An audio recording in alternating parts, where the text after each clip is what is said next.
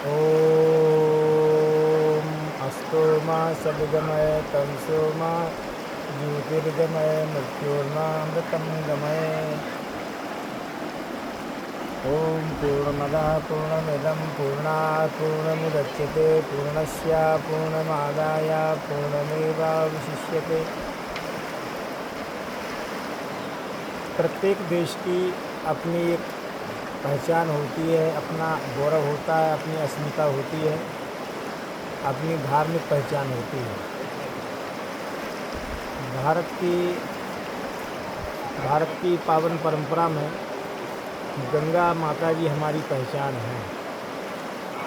इसलिए भारत भारती नामक अपनी प्रसिद्ध पुस्तक में श्रीमान मैथिली शरण गुप्त जी ने कहा, फैला मनोहर गिरि हिमालय और गंगा जल कहाँ, संपूर्ण देशों से अधिक किस देश का उत्कर्ष है, उसका की जो ऋषिभूमि है वह कौन भारतवर्ष है। फैला मनोहर गिरि हिमालय, श्री गंगा जी हिमालय जी पर्वत से प्रवाहित होकर के लाखों लाखों करोड़ों अरबों जीवों को पवित्र करते हुए केवल मोक्ष और निर्वाण ही प्रदान नहीं करती हैं, अपितु अर्थ धर्म काम और मोक्ष चारों पुरुषार्थ प्रदान करने वाली हैं। इसलिए कहा गया है कि गंगा माता जी का जो जल है वो अपने आप में ना तो नील नदी, ना अमेजान और ना कोई भारत की नदियाँ हैं। इतने ढंग से जीवंत और रोग निवारणकारी जल, जिसको रासायनिक जल कहा गया है, केमिस्ट्री अल्केमी जल कहा गया है। अल्केमी मतलब कि हिमालय से प्रभावित हो तो कई नदियाँ हुई हैं, पर जो श्री गंगा जी के अंदर में जो पवित्रता है और जो रासायनिक प्रक्रिया है जल में, वो अन्य जलों में नहीं पाई जाती है। इसलिए केवल एक धारणा नहीं, अपितु वैज्ञानिक प्रयोग है कि गंगा जी का जल सड़ता नहीं है। क्यों? क्योंकि ये जल अल्केमी है, जीवंत है। इसलिए भगवान श्री कृष्ण ने गीता जी में कहा है कि नदियों में मैं गंगा हूँ और सरसा मछली सागरा, और दैत्यों में मैं प्रहलाद हूँ और पर्वतों में हिमालय हूँ। जो स्थिर पर्वत हैं, जो पवित्रतम पर्वत हैं, उन पर्वतों में हिमालय हूँ। और यज्ञों में मैं जप यज्ञ हूँ और शस्त्रधारियों में मैं राम हूँ। भगवान श्री कृष्ण जी ने गीता जी में भगवती भागीरथी गंगा जी के लिए अपना विभूति बताया है। ये हमारी विभूति हैं। विभूति बताने का कारण है कि जितने ऋषि मुनियों के लिए निर्वाण अवस्था प्राप्त हुई, मोक्ष प्राप्त हुआ और शक्ति प्रदा प्राप्त हुई, भजन प्राप्त हुआ, वो अधिकांश गंगा जी के किनारे वाले योगी महर्षि ही रहे हैं। श्री गंगा जी के किनारे तप करने से शक्ति तीव्र गति से ऊर्ध्वगामी होती है। इसलिए श्री विदुर जी ने भागवत जी में कहा है और राजा भरत जी ने कहा, आवासः क्रियताम गांगे पापहारिणी बारणी। यदि हमारे लिए कुटिया बनानी है, आश्रम बनाना है, तो गंगा जी के किनारे बनाएं। आवासा क्रियताम गांगे पापहारिणी बारणी।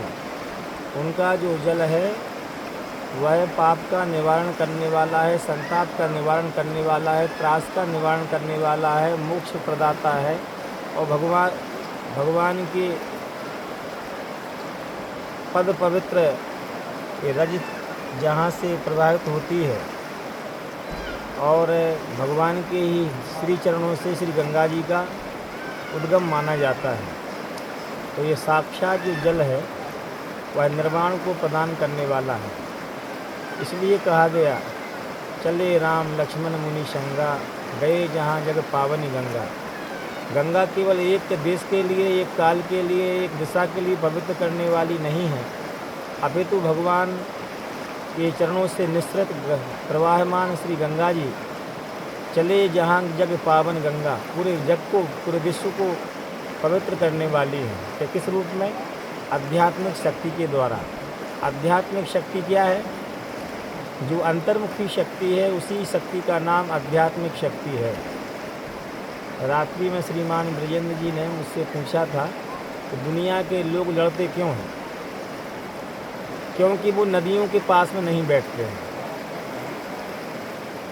यदि वो केवल टीवी और मोबाइल और हथियारों को देखेंगे तो उनके अंदर में लड़ने की प्रवृत्ति ही रहेगी। जो 1-2 घंटे नदियों के पास बैठता है, वैसे गंगा जी के पास में बैठे तो उसका मन अपने आप में शांत होने लगेगा। क्योंकि जब तक हमारी तामसिक प्रवृत्तियाँ रहती हैं, राजसी प्रवृत्ति रहती हैं, तब तक तामझाम है, तब तक लड़ने की प्रवृत्ति है। जब हम गंगा जी के, नर्मदा जी के पावन तट पर बैठ कर के धर्म ध्यान की दुनिया में निकल चलेंगे तो हमारा मन अपने आप परेशान उपशमन होना शुरू हो जाता है, बाह्य वृत्तियाँ अपने आप शांत होने लगती हैं। इसलिए लोगों के लिए प्रकृति पर ध्यान देना नितांत आवश्यक है हम सब के लिए। क्योंकि हम नदियों के पास भी बैठ कर के मोबाइल देखते रहते हैं, नदियों के पास बैठ कर बीड़ी पीने लगते हैं, नदियों के पास आकर के हम गपशप करने लगते हैं। नदियों के पास में वो भी गंगा जी जैसी महान पवित्रतम आध्यात्मिक नदी, इसको नदी गोस्वामी तुलसीदास जी महाराज जी ने फटकार लगाई है, और फटकार लगाते हुए कहा है कि नदी नहीं कहना चाहिए। हम लोग तो नदी कह देते हैं, हमारे जो बोर्ड वगैरह में भी नदियों का प्रयोग लिखा है, गंगा नदी, फलानी नदी। नहीं, पशु सुर धेनु कल्प तरु रूखा। भगवान श्री गोस्वामी तुलसीदास जी युद्ध कांड में, लंका कांड में फटकार लगाते हुए कहते हैं, निंदा करते हुए कड़ी फटकार लगाते हुए कहते हैं, गाय पशु सुरधेनु। सुरधेनु मतलब कि देवताओं की नदी, कोई देवताओं का सुरधेनु नंदिनी गाय कोई गाय है, पशु है? नहीं, पशु नहीं है, पशु नहीं है। पशु सुरधेनु कल्प तरु रूखा। कल्प तरु क्या कोई वृक्ष है? अन्नदान। अन्नदान कोई दान है? सबसे बड़ा दान है, उसके लिए दान नहीं कहा गया, अमृत दान कहा गया। पशु सुरधेनु कल्प तरु रूखा, अन्नदान और रस पीयूषा। क्या अमृत कोई रस है? नहीं, रस नहीं है, ये रस से परे की वस्तु है, अमृत वस्तु है। अमृत के लिए, अमृत के साथ अमृत की तुलना की जा सकती है। इसलिए कहा गया पशु सुरधेनु कल्प तरु रूखा, अन्न दान रस पीयूषा। बेनते अहि सहसानन। बेनते कोई पक्षी है, गरुण करुण कोई पक्षी है, अहि सहसानन। और शेषराज जी कोई सांप है? शेषनाग कोई सांप नहीं है, अहि सहसानन। और चिंतामणि, भगवान गोस्वामी तुलसीदास जी महाराज जी श्री रामचरितमानस के माध्यम से यह साबित करते हैं, यह हम लोगों को ज्ञान देते हैं कि जो हम लोगों का नकारात्मक दृष्टिकोण है, गंगा जी कोई नदी नहीं है, अपितु पशु सुरधेनु कल्प तरु रूखा, अन्न दान रस पीयूषा। गंगा जी नदी नहीं है, ये हमारे जीवन का उत्स है, हमारे जीवन का प्राण है, ये हमारे जीवन का धर्म है। क्योंकि केवल जल ही नहीं प्रवाहित हो रहा है, ये हमारा जीवन प्रवाहित हो रहा है नदियों के माध्यम से। उसमें भी गंगा जी आध्यात्मिक एक औरा वाली, शक्ति प्रदायिनी, शांति प्रदायिनी, मोक्ष प्रदायिनी, ममतामयी, करुणामयी, दयामयी गंगा गंगा योग विवाद योजना नति शतेरपि।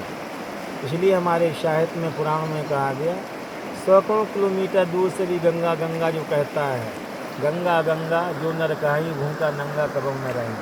ये तात्पर्य है कि जहाँ पर जब हम आध्यात्मिक भाव से चिंतन करते हैं या आध्यात्मिक धारा से चिंतन करते हैं, तब स्वामी रामानंदाचार्य जी महाराज जी, संत कबीरदास जी महाराज जी, संत रविदास जी महाराज जी, उनके संदर्भ में श्रीमान विजेंद्र जी कह रहे थे, इस साल का वर्ष स्वामी रविदास जी महाराज जी की जयंती के लिए समर्पित किया जा रहा है। तो देवलो रविदासश्च दसमें सो दृढ़व्रता। श्री रविदास जी महाराज जी ने भी गंगा जी किनारे तपस्या की। दसवें सो दृढ़व्रता श्री गुरु गोविंद सिंह जी ने श्री गंगा जी किनारे तपस्या की। श्री गुरु नानक जी ने गंगा किनारे तप किया। श्री चंद जी महाराज ने गंगा जी किनारे, श्री गंगा जी किनारे तप किया। संत सेना भगत जी ने श्री गंगा जी किनारे तप किया। श्री जगतगुरु स्वामी श्री रामानंदाचार्य जी महाराज के प्रिय कृपा पात्र शिष्य सुरसरी नरहरियानंद पीपा, राजा पीपा जी ने, जो कि राजा थे, महाराजा थे, उन्होंने भी श्री गंगा जी किनारे तप किया है। तो बगल में जो चित्र दिखाई पड़ रहा है, यहाँ पर प्रतिमाएं स्थापित की गई हैं। ये स्वामी श्री जगतगुरु रामानंदाचार्य जी महाराज जी के लिए घाट समर्पित किया गया है। और स्वामी रामानंदाचार्य जी महाराज ने अपने जीवन काल में बहुत दीर्घकालीन सत्र तक और मृत्यु लोक में उपस्थित रहे। उन्होंने जगह जगह धर्म ध्यान का उपदेश दिया, धारणा का उपदेश दिया, मानवता का उपदेश दिया, जो कि आज के जीवन की मांग है, आज के मनुष्य की मांग है कि हम परस्पर मनुष्य कैसे बने। इसलिए अल्ताफ़ हुसैन हाली ने अपनी प्रसिद्ध पुस्तक में लिखा है कि फरिश्तों से बेहतर है इंसान बनना, और इंसान बनने में लगती है मेहनत ज़्यादा। इंसान बनना ही कठिन है। हम बनना चाहते हैं भगवान, हम बनना चाहते हैं राजा महाराजा सम्राट, जीसस क्राइस्ट, कोई थर्ड क्लास का व्यक्ति, ट्रम्प आदि जीसस क्राइस्ट बनना चाह रहे हैं शैतानी का काम करके। जैसे कोई लादेन कहे, लादेन सत्य अहिंसा का उपदेश देने लगे, उसी प्रकार लाखों लाखों को लोगों को मरवा करके जो लोग ईसा मसीह की तरह होना चाहते हैं, फ़ोटो बनवा रहे हैं कि हम ईसा मसीह का रूप हैं। ईसा मसीह इंसान थे। इंसान मतलब कि मानवता की रक्षा करने वाले थे। भगवान गौतम बुद्ध ने मानवता का उपदेश दिया, मानवता और दानवता। जो मानवता का उपदेश देने वाले हैं उनके मुखारबिंद से जो भी निकलता है वो मानवता की रक्षा के लिए तत्पर हैं। हमारा जीवन भली ख़त्म हो जाए, हम 2 दिन 4 रहे न रहे माँ, तेरा वैभव अमर रहे माँ। ये तो माँ का वैभव मिटाने में ही जुटे हुए हैं, गोला से, बारूद से, धन से, वैभव से। ये धरती माता का श्रृंगार ही मिटाने के लिए ही जुटे हुए हैं। जो धरती माता का जो श्रृंगार मिटाता है वो पुत्र हो ही नहीं सकता है, उसके लिए कुपुत्र भी नहीं कहा जा सकता। उसके लिए तो राक्षसों से भी बदतर उपाधि से उसको क्यों रे तूरे शब्द से ही प्रयोग होना चाहिए, उसके लिए हम सम्मान देते हैं। और एक प्रश्न और है लोगों के मन में कि कोई व्यक्ति बलात्कार कर देता है या केस के माध्यम जेल चला जाता है, उसको सज़ा हो जाती, तो हम उसके लिए आसाराम आया, आसाराम गया, फलाना गया, ठिकाना गया, ऐसे शब्दों का प्रयोग करते हैं। इन राक्षसों के लिए इतने सम्मान से हम भरे क्यों होते हैं? जो लाखों लड़कियों के साथ बलात्कार करते हैं, लाखों लोगों की हत्या कर देते हैं, लाखों लोगों का जीवन छीन लेते हैं, लाखों लोगों का, करोड़ों लोगों के लिए बेरोजगार कर देते हैं, उनके लिए हमारे मुख से सम्मानित शब्द भड़ुआ मीडिया के द्वारा क्यों व्यक्ति के मन में एक सम्मान की भावना झलकती है कि इनके दादा हैं कि परदादा हैं कि इन्होंने पैदा किया है। नहीं, गलत कर्म कार्य करने के वालों के लिए, जो पूरे विश्व के लिए नाश करने की जिन्होंने कसम खा रखी है, सभ्यता संस्कृति को नष्ट करने की जिनके मन में भावनाएं बार बार उद्वेलित होती हैं, भावनाएं चलती हैं, उनके लिए हमारे मन में कुछ शब्दों की से हम भर्त्सना क्यों नहीं करते, उनकी निंदा क्यों नहीं करते हैं? उनके लिए हम लोग गर्हित दृष्टि से, नीच दृष्टि से क्यों नहीं देखते हैं? उनके लिए देखना चाहिए। वो हमारे प्रोत्साहन से ही, हमारा ही बल पा करके ही, हमारे द्वारा अच्छे शब्द कहे जाने के कारण से ही वो नीच से नीच काम करते चले जाते हैं। इसलिए गुरुकुल नामक प्रसिद्ध पुस्तक में राष्ट्र कवि श्री मैथिली शरण गुप्त जी ने कहा, और हमारे ही बल से वे करते हैं हम पर अन्याय, हम जयचंद चाहते क्या है, पृथ्वीराज ना हो सम्राट, आवे क्यों ना मोहम्मद गौरी, लेंगे उसे चरण तक चाट। जयचंद जैसे लोग मोहम्मद गौरी की प्रतीक्षा करते हैं, गजनी की प्रतीक्षा करते हैं, ट्रंप की प्रतीक्षा करते हैं, जिनके माध्यम से पूरी मानवता का ह्रास होना है। कहने का मतलब है दुनिया में कोई भी घटना घटित होती है, यदि पूरा विश्व समुदाय एकत्रित होकर के उसकी निंदा करना शुरू कर दे और उसको अपने पास में बैठाना पसंद न करे, तो आज अपराध बंद हो जाएगा। करना पसंद नहीं करेगा, लेकिन हमारा मन उनके प्रति सम्मान से भरा रहता है, हमारा मन उनके प्रति बड़े लगाव से भरा रहता है, हमारा मन उनके लिए बहुत प्रेम प्रकट करता है। जब हम प्रेम प्रकट करते हैं और नीच लोगों के लिए जब प्रेम प्रकट किया जाएगा, तो ये नीच ऊपर की तरफ आपके सिर की तरफ बढ़ते चले जाएंगे और सिर पर पैर रख करके आगे बढ़ते चले जाएंगे। इसलिए कहा गया है कि जो अन्याय अत्याचार करना, एक ले डूबता है एक पापी नाव को मझधार में।